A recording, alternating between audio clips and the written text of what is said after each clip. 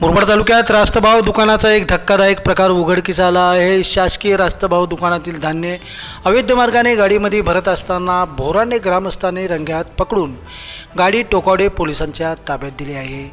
ऐन गणपती सणाच्या काळातच भोरांडे भोईरवाडी रास्तभाव दुकानातील धान्य MH17H 1863 या जीपमध्ये रविवारी सकाळी भरत असताना ग्रामस्थांनी रंगेहात पकडल्याने शासकीय धान्य विक्रीचा काळा बाजार उघडकीस आला असून परिसरात या प्रकाराची जोरदार चर्चा सुरू आहे।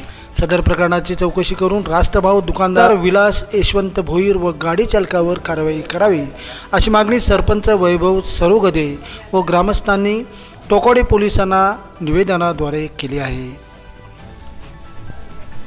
नमस्कार। अतिशय दुर्दैवी घटना आज भोईरवाडी रेशनिंग दुकानाच्या समोर झालेली आहे। ग्रामस्थान आदिवासी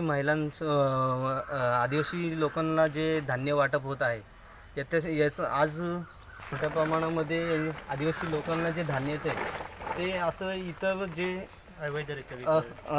अवैधरित्या त्याची विक्री होत आहे। हे आज सर्व ग्रामस्थ आणि महिलांच्या वतीने आम्ही पोलीस स्टेशनला तक्रार दाखल व्हावी यासाठी निवेदन देण्यासाठी आज टोकाडा पोलीस स्टेशनला आलो होतो। गणपतीचा सणासुदाचे दिवस आलेले आहेत आणि जे ऑनलाईनला जे धान्य मशीनला जी नावं आहेत त्यांना तर धान्य भेटते, पण जे ऑफलाईन पद्धतीने जे धान्य वाटप व्हायला पाहिजे ते होत नसून ती धान्याची विक्री हे परस्पर विक्री करत होते हे आज आढळून आलेलं आहे। तुम्ही कशा प्रकारे पकडला? सकाळी 7 वाजता गाडी तिथे ते रेशनिंग दुकानाच्या समोर लागली होती आणि तेच नंतर ते भरत असताना प्रत्यक्ष ग्रामस्थांनी सगळ्यांनी पाहिलं आणि ते धान्य त्यांनी भरताना ती गाडी आम्ही तिथं थांबवली आणि पोलिसांना फोन करून तात्काळ ती पकडून दिलेली आहे। लाईव्ह अस्मिता टीव्ही न्यूजसाठी दीपक शिडा, विशेष प्रतिनिधी मुरबाड। लाईव्ह अस्मिता टीव्ही न्यूज, उमेद नव अस्तित्वाची।